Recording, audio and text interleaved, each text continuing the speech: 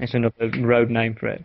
And if I move into, say, for instance, hieroglyphics for a start, hieroglyphics back in the days of ancient Egypt, they were seen as talismans in that a particular hieroglyphic didn't mean like one letter, like a H.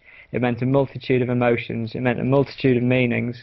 And it basically, you know, it drew in the powers of the stars. That's what a hieroglyph was. It was a talisman. Yeah. It wasn't a direct translation. So, like, for instance, when they do a direct translation of the Rosetta Stone, you can't translate hieroglyphics into H, A's, and Z's and stuff like that. Do you know what I mean? Sure. So basically, if you think of this idea of hieroglyphics as talismans, power of the stars embedded in this symbol, if you want to call it that, and then everyone assumes that the English language moved on from that, and that our letters just meant letters, just to spell words out, and that there weren't symbols at all. But the fact is that if you look into the idea that the power control in Egypt never died out, and they've been endemic to the power structure from the very start, the letters on the English alphabet are just as much hieroglyphs as the hieroglyphics were, the talismans.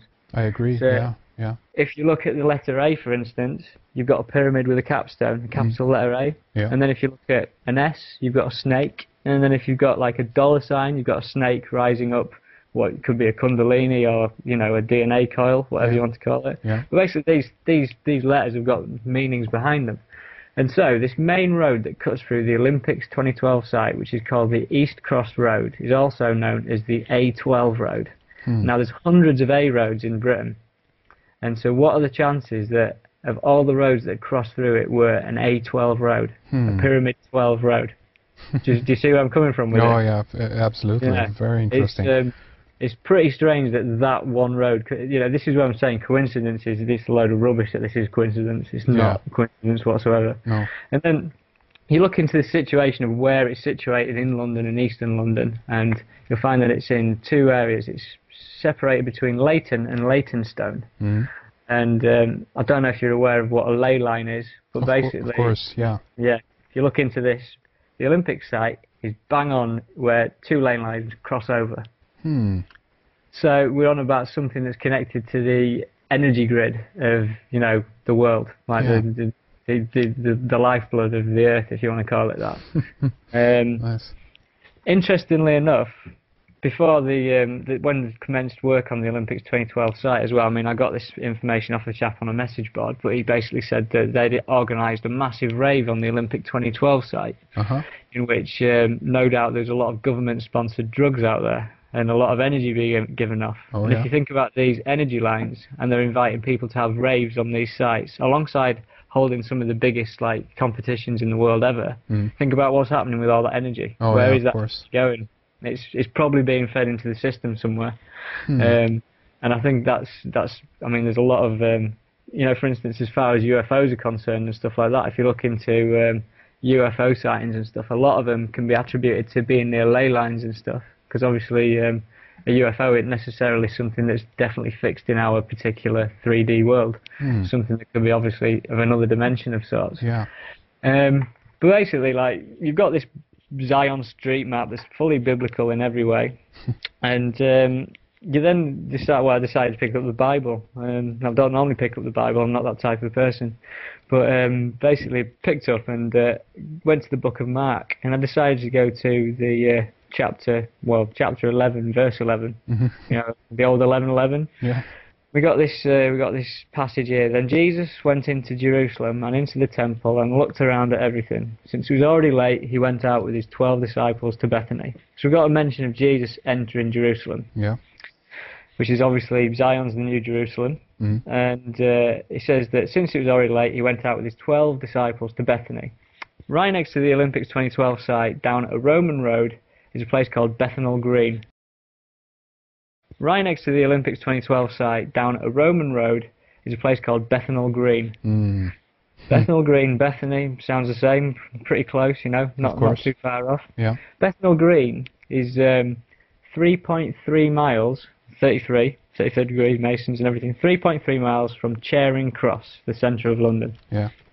So symbolic again, numerology and everything that goes with it. Of course, and I don't know if you've heard, but if we look at the research of Ralph Ellis, he talks that Mary Magdalene might have been Mary of Bethany. You know, there's a whole connection between Right. Bethany and the you know, the family of Jesus, if you will, or you know. Interesting. Yeah. Well, I mean, with the whole idea of the Dan Brown bloodline and the Priory of Sion and stuff like that. Yeah. That's. I mean, I'll get onto that shortly, but that's all part of the plan. That's all part of what's intended here. They wanted to unseat the public with the idea that there's a lost bloodline of Jesus Christ. Yeah. Yeah. Which is, you know, pretty scary. To top it off, but on a funny note, have you heard of EastEnders before?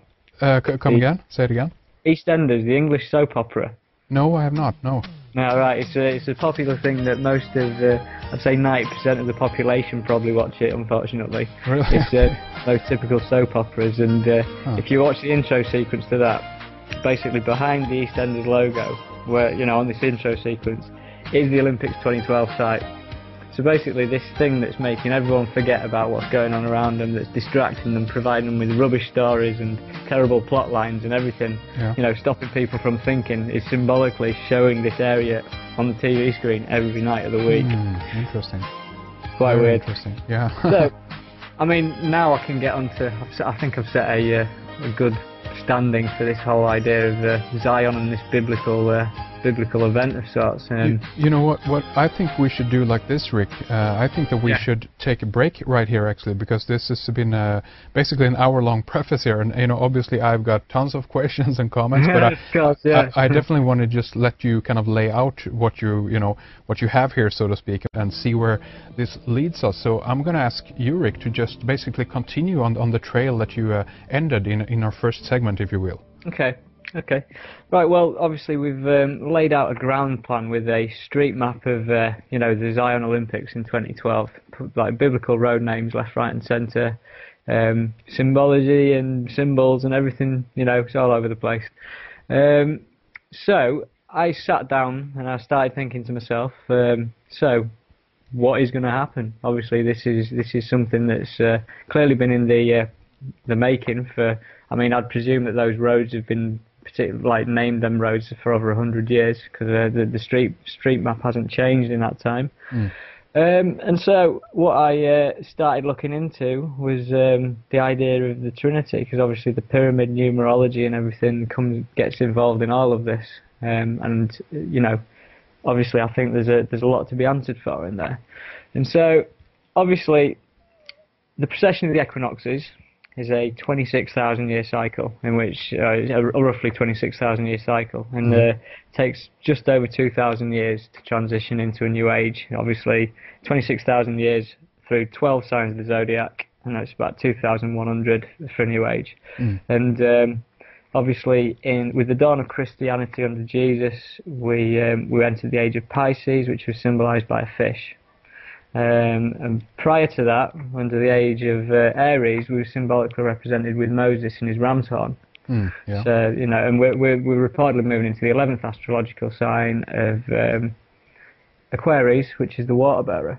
And so you start looking into religion as a whole, and you realise that every time that there's, you know, one of these kind of you know, transition of the ages, if you want to call it that. Yeah. There's almost like a new Trinity event, which finds itself, you know, radically shaping the landscape. So, for instance, the last Trinity event we had essentially was the Jesus, Joseph, and Mary, who had been touched by the angel Gabriel Trinity. And obviously, in Christianity as a whole, you've got the Holy Trinity, which is the Father, the Son, and the Holy Spirit, which is symbolic again for the angel Gabriel.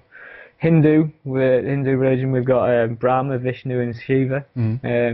The Jewish Trinity, which essentially not as personified, but was Moses, Ark of the Covenant, and the Temple. And then obviously moving into the human body, we've got the spirit, body, and soul. You know, we've got it all. But the fundamental Trinity of the ages, like that started it all, was the Osiris, Isis, and Horus connection. Yeah. Obviously Osiris and Isis, mother and father, giving birth to Horus, who was essentially the personified, and it was the sun. But so, given that we've got this 1776 on the gold, the Great Seal on the dollar bill, starting at 1776, we've got the Latin of Novus Ordo Seclorum. It's literally Latin for New Order of the Ages. So it's not New World Order, it's New World Order of the ages. So it's obviously insinuating that it's to do with the transition of the equinox, like of the ages moving into the sign of Aquarius.